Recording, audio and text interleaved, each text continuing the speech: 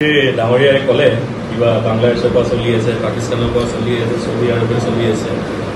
বাৰু ইমান ডাঙৰ যদি ইস্যু, ইমান ডাঙৰ যদি এটা নেশ্যনেল এইটো ছিকিউৰিটি ইস্যু, পুৰা ইউথ কংগ্ৰেছক এৰেষ্ট কৰি লওক, আমাক ক'বলগীয়া একো নাই। একেবাৰে NIA আছে তেওঁৰ লগত, CBI আছে তেওঁৰ লগত, CID আছে তেওঁৰ লগত, এটা SIT গঠন কৰক, পুৰা ইউথ কংগ্ৰেছক জেলত সোমাই দিয়ক, আমাক ক'বলগীয়া একো নাই। কিন্তু গৰু চোৰক কেতিয়া এৰেষ্ট কৰিব? কাৰণ গৰু চোৰ আজিৰ তাৰিখত অসমৰ ৰাইজৰ ইস্যুটো ইউথ কংগ্ৰেছ নহয়, গৰু চোৰ।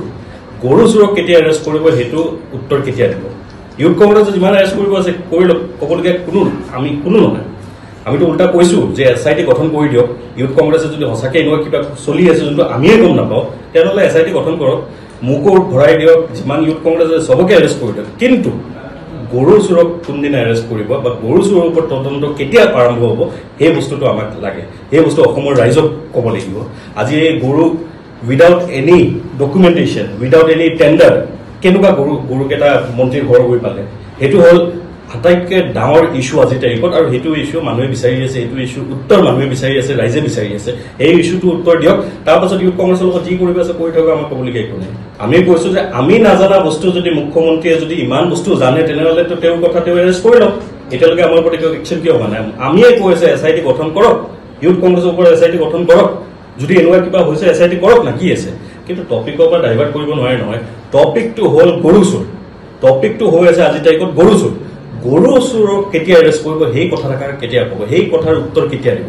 আমি চবেই বিচাৰিছো যে গৰু চোৰৰ ওপৰত তদন্ত কেতিয়া আৰম্ভ হ'ব সেইটো উত্তৰ মুখ্যমন্ত্ৰী ডাঙৰীয়াই দিয়ক। আমিতো কৈ আছো SIT দি দিয়ক। আমিতো 100% আমি জানো এনেকুৱা একো বস্তু নাই। তাৰ পাছতো যদি তেওঁ যদি কৈছে তেনেহ'লে কৰি লওক, তেওঁ একেবাৰে তদন্ত কৰি লওক।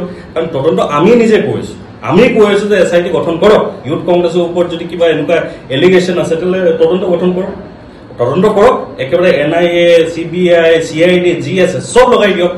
কিন্তু গৰু চোৰৰ কথাটোৰ পৰাতো আঁতৰি যাব নোৱাৰে। আমি চবে বাৰে বাৰে এটাই কুৱেশ্যন কৰি থাকিম যে গৰু চোৰক কেতিয়া ধৰিব, গৰু চোৰৰ ওপৰত তদন্ত কেতিয়া আৰম্ভ হ'ব। সেইটো হ'ল আজিৰ তাৰিখত আটাইতকৈ ডাঙৰ ইস্যু। ইউথ কংগ্ৰেছটো ইমান ডাঙৰ ইস্যু নহয়। তাৰ পাছত মুখ্যমন্ত্ৰী ডাঙৰীয়া যে টপিক ডাইভাৰ্ট কৰিবলৈ যদি কিবা ইউথ কংগ্ৰেছৰ ওপৰত আৰু এলিগেশ্যন আনিব বিচাৰে, যে এলিগেশ্যন আনক, SIT বনাওক, CBI, CID চব লগাই দিয়ক। কিন্তু গৰু চোৰৰ ওপৰত তদন্ত কেতিয়া আৰম্ভ হ'ব সেইটো কিন্তু মুখ্যমন্ত্ৰী ডাঙৰীয়াই অসমৰ ৰাইজক উত্তৰটো দিয়ক। কেতিয়াবা পাকিস্তান, কেতিয়াবা বাংলাদেশ, কেতিয়াবা আফগানিস্তান, কিন্তু চবৰে এইবিলাক চব বাদ দিয়কচোন, তলত গৰুবোৰ ক'ত গৈ আছে?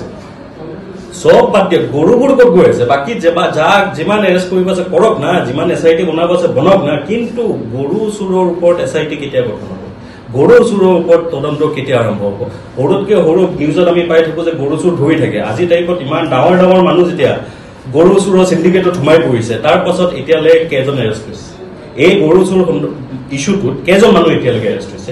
এইটো এৰেষ্ট কেতিয়া হ'ব? কাৰণ এবাৰ ইস্যু কিন্তু সৰু ইস্যু নহয়। মন্ত্ৰী বিধায়ক যেতিয়া গৰু চোৰত নামিছে, মন্ত্ৰী বিধায়ক যেতিয়া গৰু চোৰত নামিছে, এৰেষ্টটো হ'ব লাগিব। আমাক যিমান অপজিশ্যনক যিমান চাইলেঞ্চ কৰিবৰ কাৰণে যিমান এলিগেশ্যন লগাব আছে লগাই থাকক, কিন্তু গৰু চোৰক আমি আৰু এবাৰ কৈছো যে টপিকৰ পৰা আমি ডাইভাৰ্ট নহওঁ। গৰু চোৰক কেতিয়া এৰেষ্ট কৰিব সেইটো মুখ্যমন্ত্ৰীয়ে উত্তৰ দিয়ক।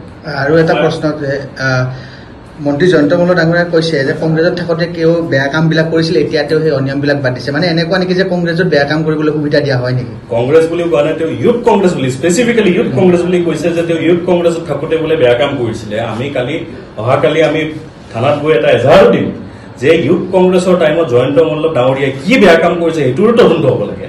আৰু যদি কিবা বেয়া কাম কৰিছে, তেওঁ যেতিয়া নিজে কৈ আছে যে তেওঁ বেয়া কাম কৰিছিলে যুৱ কংগ্ৰেছত থাকোঁতে, যুৱ কংগ্ৰেছৰ কাৰেণ্ট প্ৰেচিডেণ্ট হিচাপে মই এইটো তদন্ত দাবী দিছো যে যুৱ কংগ্ৰেছত থাকোঁতে জয়ন্ত মল্ল ডাঙৰীয়াই কি বেয়া কাম কৰিছে তাৰে তদন্ত কিন্তু হ'ব লাগে।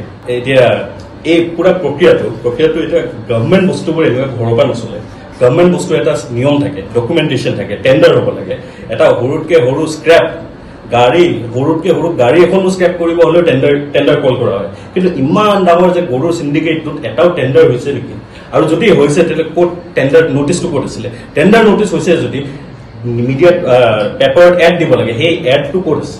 চ' গোটেই প্ৰক্ৰিয়াটো মুখ্যমন্ত্ৰী ডাঙৰীয়াই ক'ত বহি কৰিছে মই গম নাপাওঁ, কিন্তু এইটো ব্যক্তিগতভাৱে এটা কৰা হৈছে, কোনো ডকুমেণ্টেশ্যন হোৱা নাই। আৰু যেতিয়া ডকুমেণ্টেশ্যন নহয় তাৰমানে গম পাব যে ইয়াতে কেলেংকাৰী আছে। আৰু এই কেলেংকাৰী ফাটিল তেতিয়া হ'ব যেতিয়া এটা SIT গঠন কৰে। চ' সো আমি সবে মিলি ডিমান্ড দিছো যে SIT গঠন কৰক যে গৰু চুৰৰ ইস্যুটো ওপৰত SIT গঠন হ'ব লাগে আৰু যদি গৰু চুৰ হৈছে তে গৰু চুৰবোৰক এৰেষ্ট কৰিব লাগে